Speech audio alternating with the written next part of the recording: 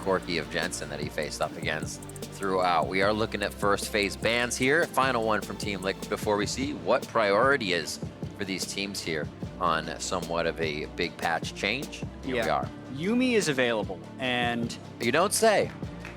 I think this was a calculated risk by Team Liquid. Whenever people were criticizing Sneaky's laning stats, there were two champions that kind of stood out that Sneaky and Zeyzal had poor performances as or against, and that was, specifically they played 2 Sona games, they won, but that's just going to tank your laning stats, but specifically it was against Yuumi. They had extremely poor performances. In that situation. Down by nearly 40 CS in both situations, and that was earlier on, before Yuumi had received some nerfs. But when you compare that to the average of the league, it's still substantially worse. So by leaving it up, it is the right choice for Cloud9 to play it, but they just have to prove that they can do it well, because in the times that they've actually picked Yuumi, it hasn't been nearly as beneficial for them. Absolutely. We'll have to see now. That will be in the hands of Zeyzal and how they round out the rest of the comp. Does he want the Veigar this early without actually seeing what he plays against? Yeah. See the coaches on your screen as these decisions come to a final with 10 seconds left. They're facing a Tahm, Kench, and a Jarvan right now. They already know Team Liquid is going to be a bit in their face. And there is the Ezreal lock-in for long-range poke lane and bot. Yeah, so another Ezreal Yuumi game for Cloud9. Oof. But it's going to be up against that Sona Tahm Kench for DoubleLift and CoreJJ. That'll be their 4th game, I believe, on Sona for DoubleLift this split. Yep. So yes. Definitely going to have... This will be a 3rd for... Oh yeah, well, this will be his split, 5th. but he also played a lot at Rift Rivals, so there's tons of Sona. It's a lot of play for him. Tahm Kench in there, CoreJJ, that's his 3rd.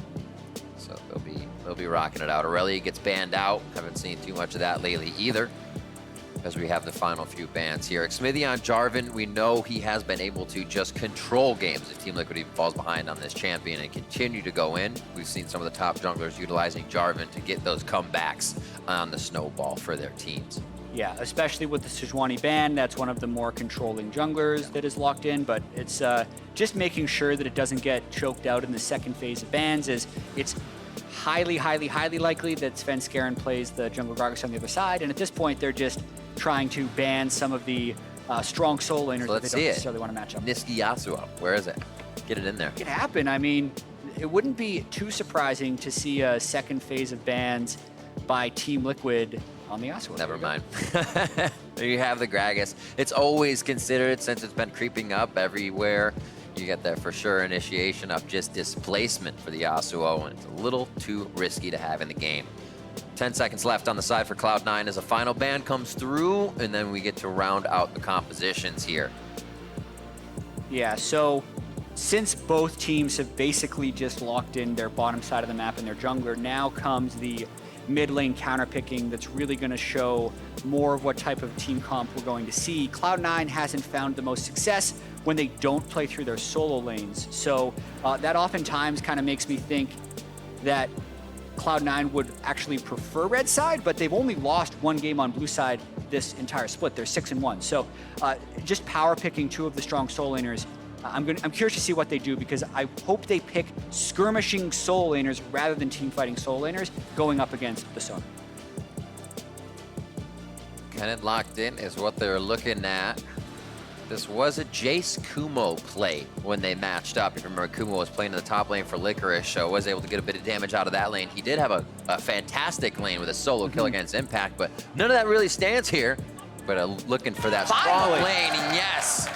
You request a bit of damage, a little fight, a little skirmish, and we get the Qiyana in here for Cloud9. I have been getting just a little bit more tilted every time. They hover your Qiyana and take it away? Hover the Qiyana, not lock it in, or just hover it in first phase, only for it to get banned. We in might the get second more phase. today. We have Clutch later too. Yeah. And Aatrox.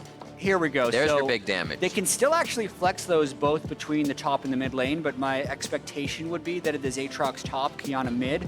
With that being said, Impact has had some very good Kennen games into Aatrox, so it actually is a not advantaged matchup for the Aatrox if he sends him up top lane.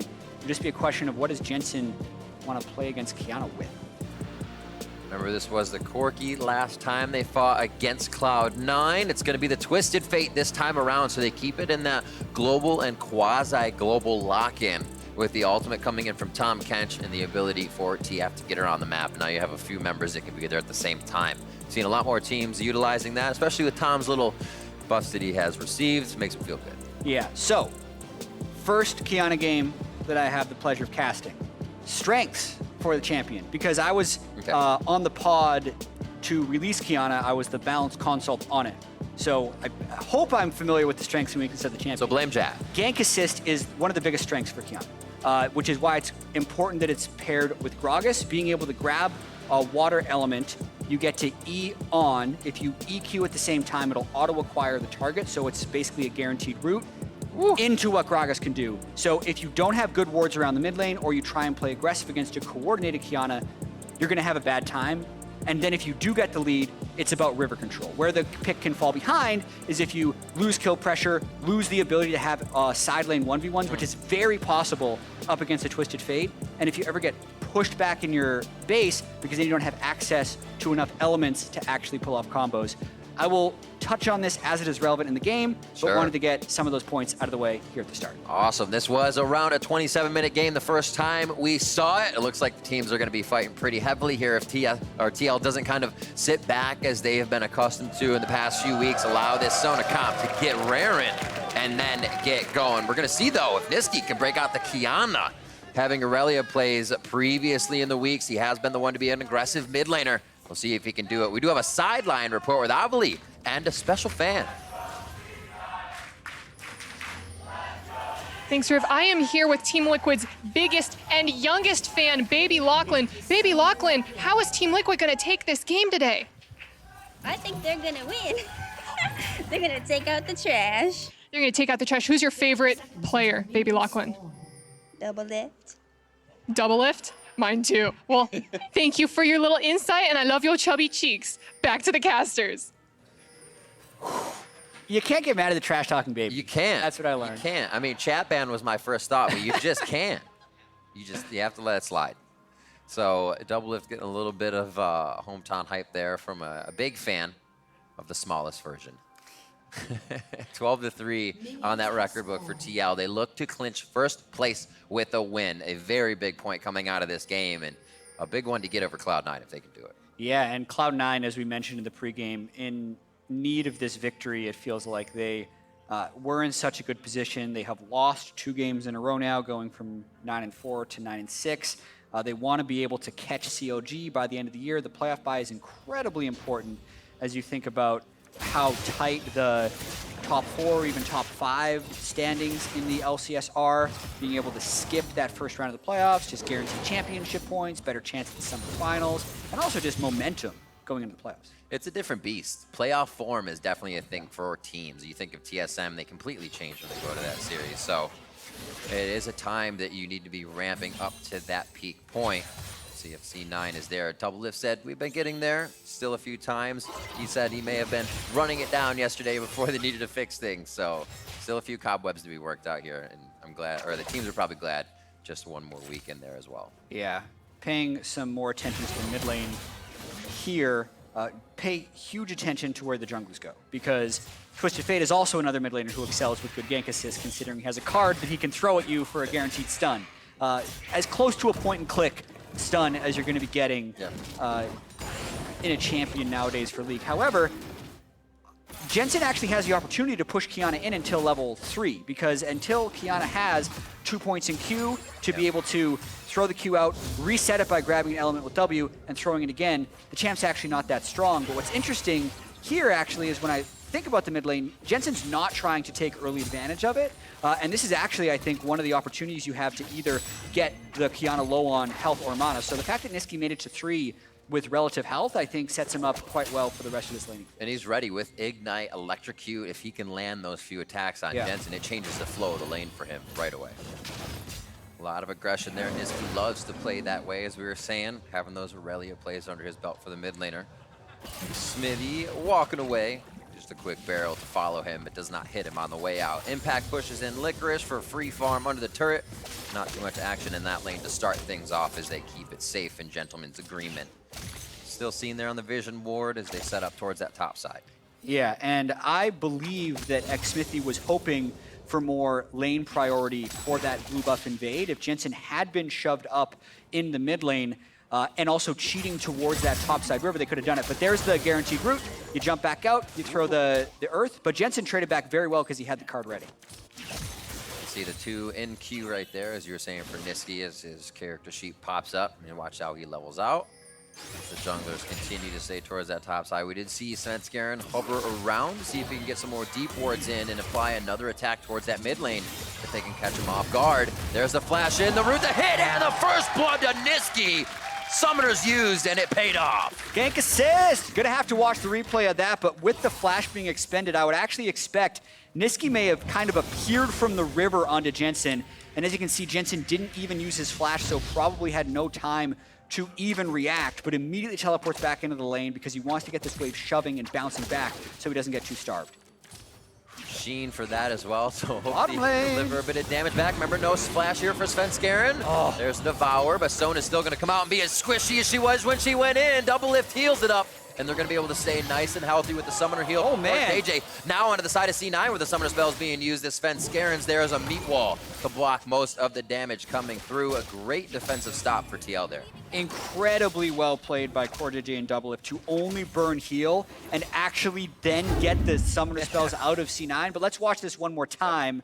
So Nisqy is in lane, has Water Blade, it's just flashy Q, and then Svenskeren also flash E's. So that is one of the things you can do with highly coordinated play when both of your players are willing to burn flash. You'll get the kill. The question is, what do they do with it? They use both flashes. Nisqy doesn't have teleport, couldn't get back to lane. Because you look at it now, Jensen's got a Sheen, he's got wave priority, and still got his flash. It's gonna be a bit tough to do it again. They did play off of that vision. They had just set up towards the top side, seeing Xmithie and Svenskeren in the same spot, so he thought, why not loop around and rinse and repeat that gank. 34-42 as that teleport back to lane did keep Jensen up in farm so he could keep wearing away at that lane.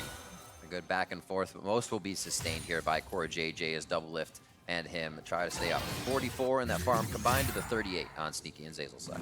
Yeah, big thing to try and track in those lanes is what you just did there. Look at the support CS up until the point where DoubleLift fully completes his support quest, in which case he will no longer be penalized for last hitting. And things are looking pretty solid for DoubleLift and CoreJJ. When I looked at all the teams that played either Sona Taric or Sona Tahm Kench, by far TL was the best at it, specifically with how they could actually get gold onto DoubleLift. So he gets the item faster, he'll CS better afterwards, and oftentimes doesn't even fall that far behind in lane. Despite playing so many Sona games, DoubleLift still averages positive gold differences at 10 and 15 minutes. I feel like that works. DoubleLift, gold, resources, pretty synonymous. He finds a way to get him. Yep. Anyway and every way. Coming up on 7 minutes. No plates have been dropped yet. A little bit of pressure to the turrets, but nobody's committing fully. Not enough forward vision and just easy play in the lanes here. C9 are pretty happy with that first gank towards Nisqy in mid to see how that kind of goes. Level 6 has just hit for Jensen. Well, the waves have been reset quite often to keep the players in lanes. Expect those roams to start coming in. Yeah, so I do think that this game is going to be played through the mid lane. Whichever mid laner has the push is going to be able to let his side lanes win. Jensen actually backs off to go into his jungle, and that'll buy a little bit of time for TL to get the CS, because C9 doesn't want to step up until TF appears again. So pay attention to this little cat and mouse game anytime a mid laner sneaks into Fog of War, because these bot lanes are the targets of where the fights will happen, but the fights will just happen based off of where the mid lane pressure is being applied, if that makes sense. Follow that and you will find the fights. Little tongue lash missed out. Still, you can't trade too much back on a CoreJJ. You just take tanky catfish. Finally, projectiles out to get the farm as well. And a little bit of a gank here on impact towards the top side. All he has is a step to his name. Slicing Maelstrom goes out at the other side of the turret. It's perfect for now to buy some time, but it's not going to be enough. Flash from Licorice. That's going to Jensen follow. One kill here. Almost gets him with the revive, but he does not. They could pick up the kill onto Jensen. He was just trying to help his teammate on the top side, but he's going to go down for his troubles, and Nisqy is 3-0 at 8 minutes. A little bit of misdirection there. I talked all about how the bot lane's going to crash, and as you're thinking about it, they sneak up to the top side. Nisqy with the first roam, but Jensen does match it temporarily. Ends up going in the favor of C9, and that is a fed early Qiyana. TL now on the Mountain Drake, as they know they lost a bit of pressure on the top side. Few plates and a red buff as C9 continue this little foray into the jungle. Let's see this dive once more. Yeah, if you look at the mini-map, Nisqy and Svenskeren appear out of nowhere. There is not vision on the top side. All of it was concentrated more towards the bot jungle, so they're able to successfully get that turret dive. Licorice does take a lot of damage. You do not get the revive reset anymore on Aatrox, so Jensen is able to flash follow. However, good cast by Svenskeren there to stop the retreat of Jensen, and Nisqy, with his high mobility, able to dash in for that final. See how much more he keeps moving around the map. He's got to be feeling good. Youmuu's Ghost Blade finished up already as he comes back to lane with a 300 gold bounty, so a little bit more movement speed to get himself into the plays that could take down his opponent. Not too much from the bot side. 2 forward wards, however, are placed down there. I figured those would have been something for Impact or Jensen come time. And Nisqy's feeling a bit frisky here, yeah, as he starts getting emote funny. This is the point that you really don't want Qiyana to get to if you're Twisted Fate, because if Jensen ever steps in range of Qiyana to E, it's EQ, W's for rock, Q again with an auto attack, and that'll be about 70% of Jensen's health. So Jensen kind of just has to hug his turret unless Xmithie is there for some type of counter, because Nisqy's going to be really aggressive trying to get these trades off. Beautiful vision play here by Nisqy, hovering towards the bottom side as he does not know what's on the top. Looks like he just played it perfectly as the ring around the rosy. Xmithie goes right back to the other side. Nisqy slowly moving up. Looks like they'll get a little bit of a clear in vision and maybe some love for the Rift Herald here. Not now that they were seen and replaced in their vision. Yeah, River Control, though, the name of the game, double control wards. Very fortunate of TL that that one control ward in the top side river is still unkilled. But TL doing their best to roam with CoreJJ to get a little bit of that vision back. So much jungle attention towards the middle. Swept out already. Oh, finds one behind. Very nice. Seems like they have to look in the odd spots for this game. Nobody's placing the regular wards except for Pixel Brush. There's another one as they try to get a little bit of ground on what will be in that river, and gives Xmithie a hard time to continue pathing through his jungle. So if they can track him, Nisqy knows exactly where to go. Yeah, TL definitely going to be on the back foot until they get a little bit more levels in their characters, actually, to increase their base health above the threshold with which Qiyana can one-shot them. Qiyana being 3-0 with lethality item and level 9, meaning max rank in Q, basically the most potent point for an AD assassin is right now. So TL needs to just do anything possible to stay away from this game. Push to mid lane with Sven hovering just off on the right. This would be the first counter Xmithie could participate in. Is it going to be fast enough? And he doesn't really hit the flag and drag. Yeah. Sven and Nisqy are both out. Yeah, I mean, Xmithie knew what was coming. He just couldn't stop it. The execution there from Nisqy, we'll go over it in the replay, but basically presses all his buttons just right as Svenskeren comes in as well to get the kill, and also several plates, but they're going for more. Flash Great forward, flash. flash. And you can see the power that has to be respected by this Qiyana in the mid lane now. They might get a few plates on this. Nisqy builds himself up even more, and that becomes a bit of a lead here for C9 that they can work with. Yeah, so as we'll see in this replay, Nisqy dashes in with Water Blade, gets the root, then will stun against the turret with his ultimate, and that's pretty much enough to get the kill. So basically presses all the buttons at once, resets, goes in for another Q, easy kill. All happened really fast, I promise. If you watch his pro review, those are the buttons he hit.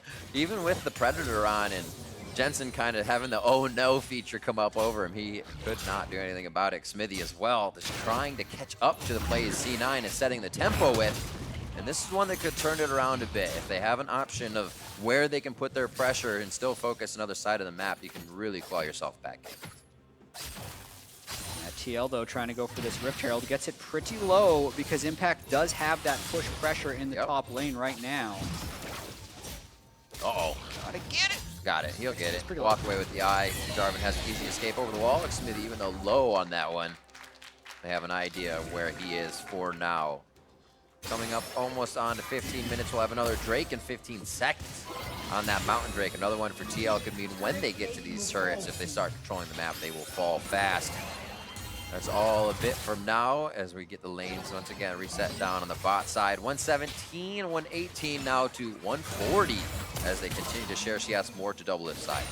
Yeah, I mean, even though the mid lane has gone heavily in the favor of C9, thinking about the expectation of these matchups, the Sona Tahm Kench not losing a single turret plate to the Ezreal Yuumi should be called out as a huge victory for the TL bottom lane. Absolutely.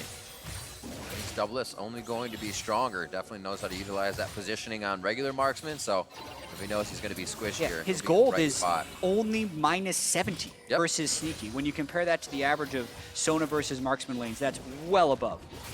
600 positive at the support position as well, as CoreJJ's been able to get himself a little cash money. This Drake going over to C9 is they do get the wave situation in their control for that Drake moment, but it has been a back and forth down here. 4 turret plates to 2, and that Rift Herald, unfortunately, is still up. Xmithie hasn't had the right chance to use it. Still very powerful in those hands, though. Yeah, it really just feels like there's been so much tension around the mid lane that people haven't even been willing to go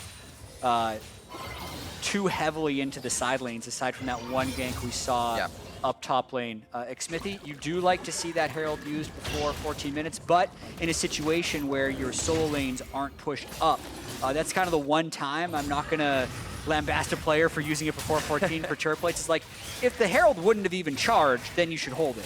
And I think Xmithie is going to wait for an opportunity where he can get a Herald charge. Gonna get him so nervous they just start activating it in base. We're like, I don't think he'll make it. He'll make it. Just cresting 15 minutes. The first time these teams played, C9 was up 3.2k gold. Much closer this time around. We also had Kumo on the Jace in that game, solo killing Impact. A solo kill on Jensen at one point, so they were running amok that game. TL's definitely ramped up from that since that week 5 matchup, and they are putting on quite a better show here. As we said, Rift Herald still to be used as everybody kind of goes back to the farming phase. Mid pressure is slowed down a bit as they realize fighting back against Nisqy and Svenskeren might be a little tougher, even if they meet 2v2 now. Yeah, and TL's just waiting for their items. They're wanting DoubleLift to get level 11 for more normal spell CDR that comes from his ultimate rank up, and also waiting for the Lich Bane. Again, they're also trying to buy time away from Nisqy. As great as the start has been for Nisqy, he's going to have to continue to rack up kills if they want to win here. It's very difficult to play AD Assassins against Tahm Kench, even harder against the large amounts of CC that TL can have. Gold card Jarvan, Kennen, Sona all these things. One bad move by Nisqy, you don't have any durability on Qiyana, and you have to go melee range to get off your combos in the right places. So Nisqy still, great start, has got to continue to play great if C9 wants to win this game. Absolutely, you're staring down the barrel of big AoE ultimates on the side of TL. You can't just dive in as somebody who wants to assassinate somebody. You're gonna get shocked into place, and DoubleLift will sing you a song. And TL might not get this charge off. C9 is completely in the river. If they push for this, Nisqy's gonna clean up. One hit, will he be able to get back to fight? The Crescendo ultimate goes down, and that is gonna be Nisqy down quick. Svenskeren's gotta shift himself out of that position, and he's gonna move fast to do so. The 3 members of TL now stand strong in the bot lane. You have Jensen pushing mid for free now. That Rift Herald did hit with a pretty good charge, flag and drag over the wall. Final chapter comes out, a little bit crescendo medicine of their own from C9 side. It's not going to be enough to take anybody down, though. Solo kill! With the solo kill on the top side. We're going coast to coast for these skirmishes right now, and the mid lane is still getting pressured with another wave from Jensen. TL just bides their time. They aggressively push up with that Rift Herald, and that's the type of failure that is possible on Qiyana. You make one mistake, and you do no damage whatsoever. C9 wasn't coordinated as they walked towards TL. TL could just hold their CC for Nisqy's initiation. They do so, and they clean up. That play should have been C9 going in as 4 against 3 together. Instead, it was 2 approaching from the front as 2 retreated from the rear, and they give up their advantage. DoubleLift and CoreJJ have been absorbing and continuing a bit of pressure on that bot side. So ready for a fight to come to them as we see that one again in just a few. Ocean Drake in a minute, as we'll have a chance for things to settle down here and some core items to be purchased out as that Mikhail's Crucible and a few others come into the hands. C9 trying to attack back in the jungle as we watch this solo kill on the top side. Yeah, this is what we didn't get to see. Remember, this is an on-hit Kennen, so Blade of the Ruin King and the Executioner's calling to reduce that healing. He just gets the stun off, the ult. You're not going to be able to land those abilities once Impact has closed the distance. That was just extremely well played by Impact. And yeah, whenever you get a solo kill, 1v1, and you're at over 60% health in the middle of the lane, I think that's worthy of a taunt. He totally laughed. You heard it there at the end. Oh, I love it. Fantastic job. Kennen getting a little boost in that attack speed too on his E, so coming through, we can just whip out those shurikens. Take down Licorice. A little love from Licorice now in the mid lane as he tries to pick up that dash. A good flash from DoubleLift as he does save the support, but CoreJJ goes down for saving the VIP. That was a tough situation that C9 put TL in right there. DoubleLift normally very good about not using flash and trusting CoreJJ to eat, but that's where Svenskeren comes in clutch, because now when Tahm Kench devours a teammate, he can't flash. So as soon as he devours a teammate, he's super slow, he can't flash. Svenskeren has a perfect target for a cask, knocks him back, only for DoubleLift to be able to hop out right before that landed and use a splash. Does C9 not get a double kill? Literal term, 2 birds, 1 cask. Boom. Works out. Good dragon take. That's going to be some nice regen for C9 here. Right now they're stopping some aggression towards the top side. Man, those shurikens hurt. Licorice has to even consider using sweet spots to farm this out with his Qs. He's just letting that CS go to the wayside as he keeps himself safe. Looking around the map, looks like we have Nisqy and the rest coming out of base as TL finally actually get out of the lanes to use now these turrets being down and pushing the wards forward. You can see how much they're encroaching onto the side of C9. Yeah, and the big thing is that Impact has the push priority on Aatrox. So if C9 is thinking about, okay, how are we going to win this game?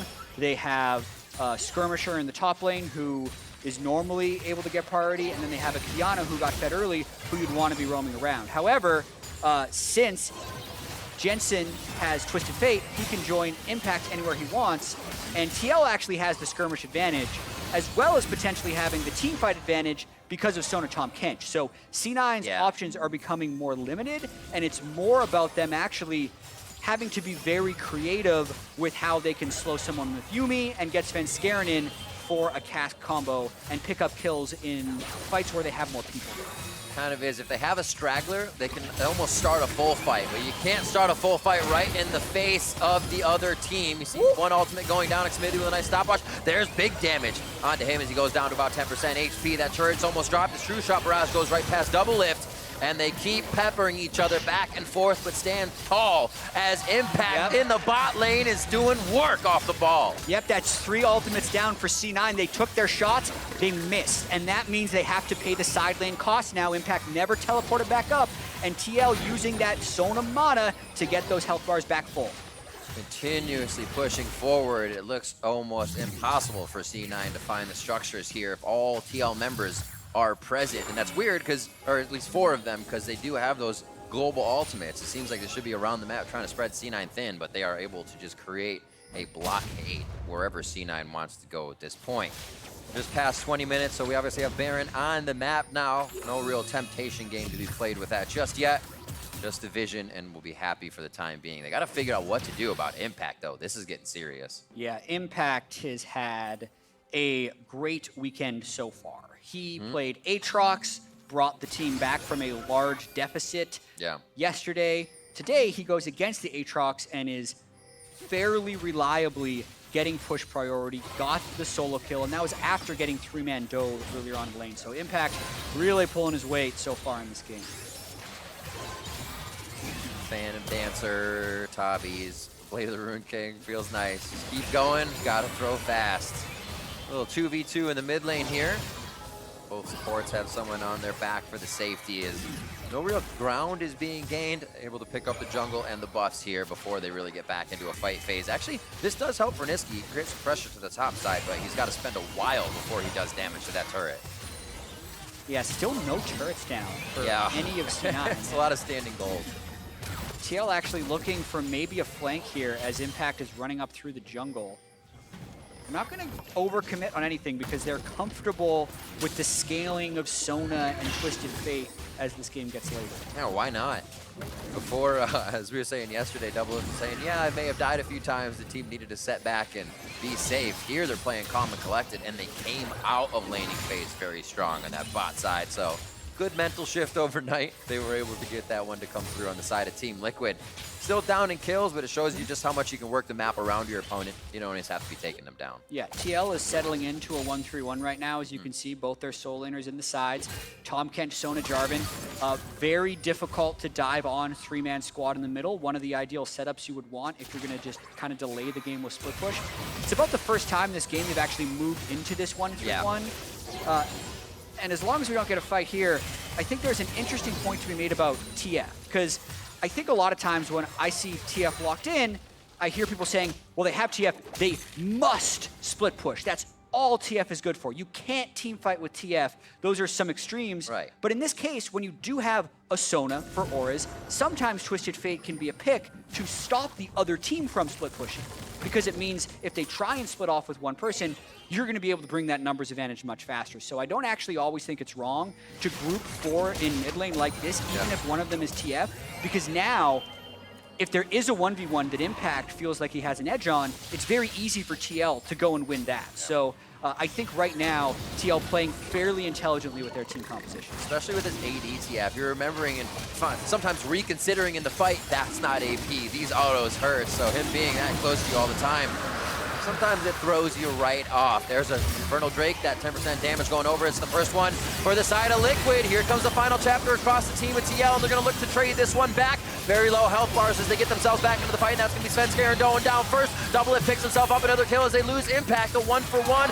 As they continue to trade, the Prowling projectile keeps them in range, and that's the double kill! Coming in for Nisqy in the bot lane of Zeyzal. Huge fight for C9 coming in after the Drake, really trying to get that last one. Ooh, just missing the They're gonna keep chasing. Can they though? Xmithie, there's the slows, there's the lockdown, they even exhaust him to make sure he's in range. And Riv, with how long that fight trailed on, it actually brought C9 closer to the Baron. They can just parlay that team fight into this Baron attempt. I wonder if anybody's up long enough if they would actually stay in base to Abyssal Voyage DoubleLift up and stay with CoreJJ, but now they're just gonna have to put the two members there. Not enough time to make that happen. Core has Smite. That unsealed spellbook did change him over. He has a summoner spell that could make it count. His flash was just used to get away from the situation, though. He's got to find a way around the wall, and if he can do it in time, Impact's going to try to stall him out. He's ulting in! Ulting in! That's going to be huge for Abyssal Voyage! Oh my god, he's not going to get his Svenskeren! Comes up huge in the contest! Oh man, trying to use every trick in the book, but ultimately, the Baron looked like it was bursted down from about 1k there. We're going to go all the way back to watch this fight. You have to be very wary of Qiyana in the river. Only actually gets CoreJJ, but it's the Yuumi ultimate that actually sticks through to root CoreJJ and Xmithie.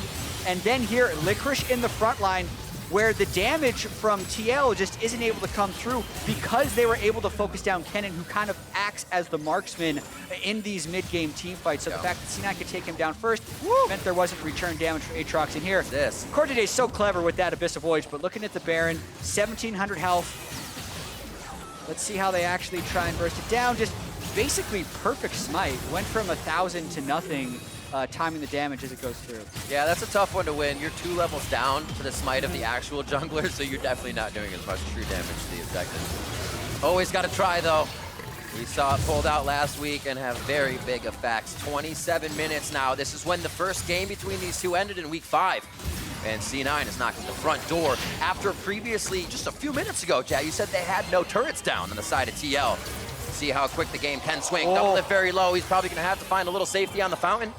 No worries there. He has enough mana to just heal up.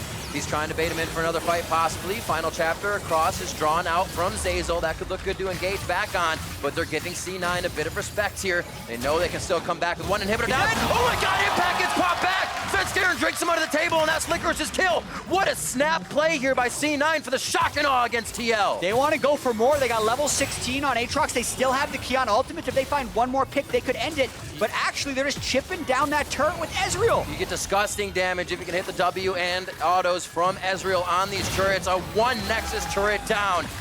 Riv, they might force TL into engaging, and I don't think TL is equipped to win this 45 right now. C9 might try and end it on this push. 20 seconds left on the slicing maelstrom from Kennen. Xmithie goes in. It's a go for broke moment for TL. DoubleLift trying to get himself in the back line. TL could clinch first with this victory, but C9 says not today. CoreJJ great health, and his health says bye-bye. C9 takes down Team Liquid.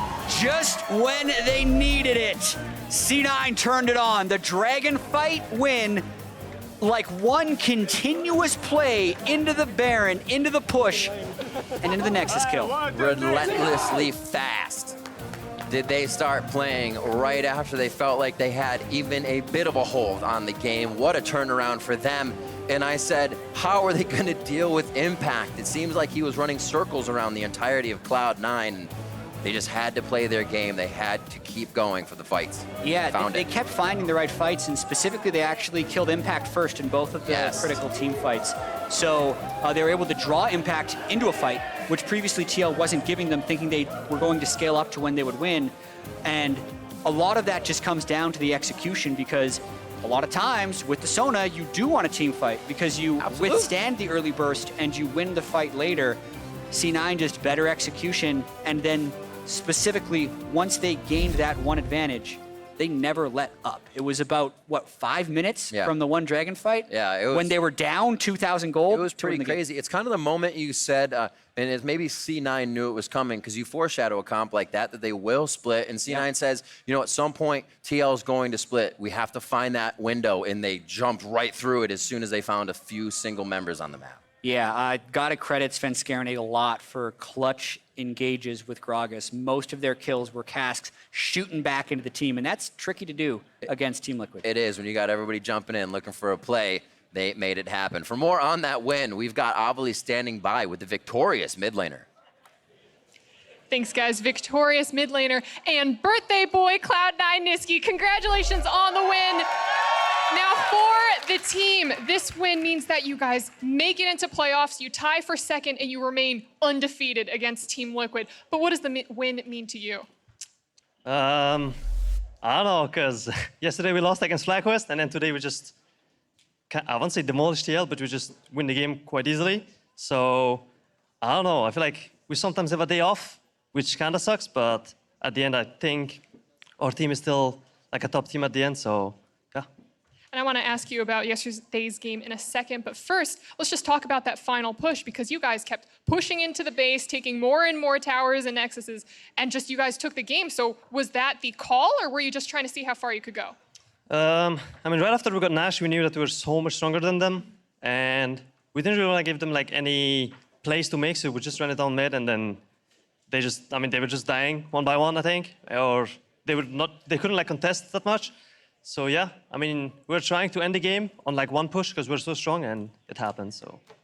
Well, now let's talk about yesterday, because here you took down Team Liquid today, and it seemed like Cloud9 is taking down all the big teams and then struggling a little bit with the lower teams in the rankings. So why do you think that is? I don't know, to be honest. Usually when we lose against bottom teams, it's when we make like a mistake in the early game, and then it just snowballs and we cannot really come back from it, or it's really hard. And I don't know, I feel like we just make less mistakes when we play against top teams. I don't know, maybe it's because we respect them more or something like that, but I don't really know. I mean, at the end, I think we're still really good as a team when we like all try hard, you know? And yeah, that makes me happy. Well, then let me ask you this. Now that you have playoffs locked in and you're going, using the last week, would you rather use that week for maybe experimentation in preparation for playoffs, or really trying to get that first seed bye? I mean, I think we're still gonna try hard, try to get 2 a week. And yeah, I don't think we should just experiment or anything. I think we just keep trying and trying to get as many wins as we can. And then final question for you. You got the win today. You got your birthday today. So where is Jack taking you tonight? Oh, I don't know. I'm gonna ask him right after this, so we'll see. What do you want? Where do you want him to take you? Maybe like a steakhouse or something. I don't know. Let's go open up that wallet, Jack. Nisqy, again, congratulations. And for more of the game, let's hear from the State Farm Analyst Desk.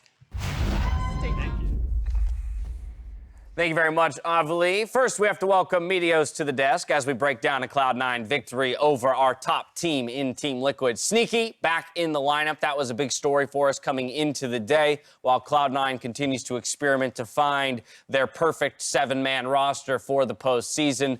They do at least get the victory today with the original starting roster back in the lineup. Yeah, and they look so much better for it. I think you saw how good they play as a unit, especially in some of those mid-game fights. Their mid-jungle synergy is still really good, which is where a lot of their early leads came from. So this is kind of the C9 that has been absent during all those kind of roster swaps that they've been going through because they didn't have a consistent lineup. Go ahead. I noticed C9 subs out Sneaky more than they should because it never really seems like it works out for them. And I know from playing with him, he's definitely like an insanely good player. And I know he's been getting some criticism this season for his stats and stuff like that, but I feel like stats only tell so much. You know, like the amount of pressure he creates in disadvantaged situations is super high. So, and at the end of the day, well, Sneaky's just, he's never been the stats player, right? Like, that's never been the selling point of Sneaky as a player. Even when I think back to the dominant days of C9, your era, it wasn't, you know, you're not looking at Sneaky as the primary member of that team to throw up the insane KDAs and crazy playmaking potential. It was more around you, high balls in the top lane, you know, and moving forward. But to that end, I think, yes, this is the best look for Cloud9 quite clearly. And I return to that conversation that we began just yesterday around really deciphering who is the second best team in North America. You could maybe even question after this game who's the #1 team. But fine, let's give it to Team Liquid still as #1. CLG C9, based on this game, who do you pick? I think you have to give it to Cloud9 because if it were to be a playoff series, it would have to be obviously a best-of-3 or best-of-5. And in that situation, we know what this Cloud9 team has done, whereas we still haven't seen this CLG go through that best-of-5 or best-of-3 gauntlet. So benefit of the doubt, I go with Cloud9. Yeah, it really depends what you're talking about because if you're like, both these people are going to play best-of-5, who's going to win? I think a lot of people would say C9, but CLG has the #2 spot right now for a reason. I think something else to note is that even though C9 and Liquid have been looking, you know, not in top form the past couple weeks, it does seem like they're kind of locked in for playoffs and they're not too worried about their spot, whereas a lot of other teams, even CLG, until yesterday, weren't completely locked in. So they're still going to be trying hard. And I know no team is going to consciously be like, all right, guys, we're locked in. We're going to chill now. But it's really hard to have that same drive when it doesn't matter as much. Oh, without a doubt. And this is where I want to return now to this game a little bit more specifically because a few interesting discussions that we can continue. #1 is the point of Aatrox. 3 games today, 3 different champions have been picked in response to the Aatrox in the top lane. This time around, Impact opting for the on-hit Kennen, the AD Kennen.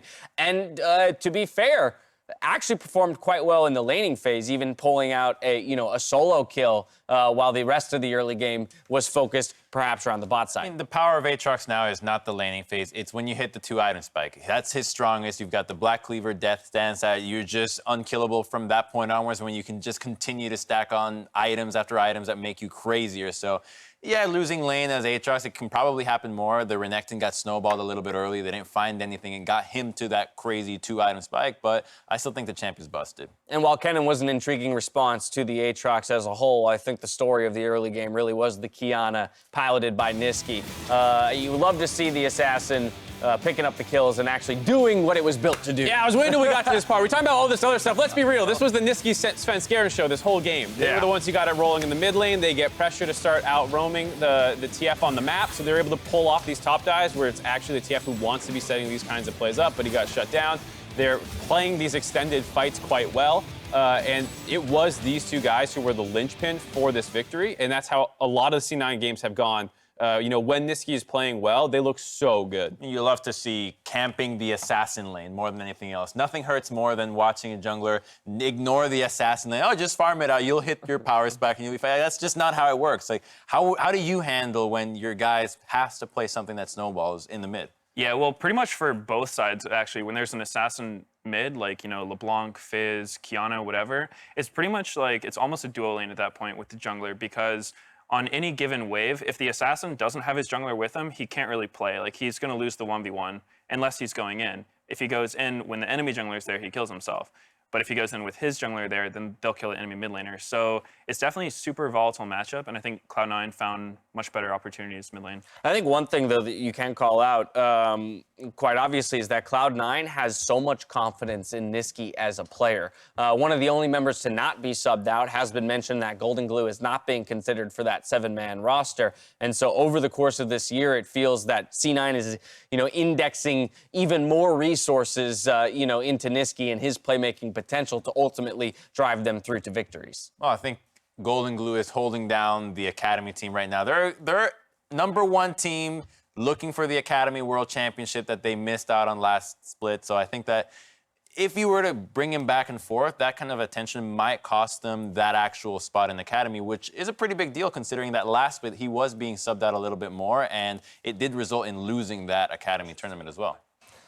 All of that comes to a point where, hey, ultimately Cloud9 needs to find the right team fights to win this game because Team Liquid, as we know from a deficit yesterday, does know how to come back. And so let's take a look at this 3-0 for Cloud9. This is actually some of the mistakes that C9 had made that made it a pretty close game because despite the fact Qiyana was playing well with Jarvan, they did have that mistake where they kind of just charged in, and it led to a couple of these side lane plays that slowed the game down from being a complete snowball. Yeah, I see you smirking over there. What are you smirking well, at? It wasn't the clip we were talking about, but yeah, that was definitely one of the plays C9 messed up a little bit. They were on totally different pages. Their bot lane was backing out at the same time they went in, so that was actually a pretty big deal. They lost a lot off that, but they did manage to still win. Looking for the clip that I called for, so we'll see if we can get that one in just a moment. But again, I think let's talk about this idea of eliminating mistakes. That's always what we turn our attention to when we talk about top teams in the LCS, because we know that teams, they understand the game fundamentally, but it's about the cleanliness of the victories. And I think in this case, that's where we're going to want to go is when evaluating Team Liquid and Cloud9 is how cleanly do they play with each of their advantages at any given point or place on the map. I mean, you want to eliminate mistakes, but you also don't want to paralyze yourself thinking, don't make any mistakes, don't do anything. We'll just sit and wait, because I see a lot of teams just take it way too far, and suddenly you got a 20-minute game, 2 kills on each side, and nothing's happening because we've eliminated all of our mistakes. You didn't do anything. Yeah, I think it's definitely a trap that usually the lower teams in the LCS fall into where, maybe in the beginning of the season they start off really strong, but then as soon as they make one huge mistake, they just start playing to not make a mistake they've already made, and then by the end of it, you're just not doing anything. Yeah, and that's why this is a really nice play by them, because C9 is one of the teams that will always stay aggressive. So Dragon's down, they're trying to get out. The nice flash forward by the Qiyana to try and find the initiation. First attempt didn't work. Sven goes in for the ultimate to separate Team Liquid once again, and that allows that kind of chase down for that Aatrox that Crumbs was talking about finally at his kind of 2-item power spike. Yeah, it seems like with the comp Liquid was running, they didn't have a great response into Aatrox, because usually when you go Sonateric, you want a lot of damage in the rest of your team comp, but they had Sonateric with tank Jarvan jungle, TF who's behind, and then an AD Kennen. So who's really going to kill that Aatrox? No one. He just rolls over. There's no burst either. Right, definitely seemed at a point to get outscaled, or just had a lack of options in the late game with how to navigate the team fights. For Cloud9, again, they'll be happy to pick up this victory. It does keep them in contention for one of those playoff buys. CLG yet to play today, so we'll see if they can keep their 1-game separation over Cloud9. We are going to step away, but as we go, those of us here want to shout out the first winner of the Fortnite World Cup, Booga, 16-year-old North American player. Congratulations on that monumental achievement. He absolutely smashed his way through the 6 matches of that solo final. $3 million. $3 million winner. He's a monster. After the break, it's CLG versus Echo Fox.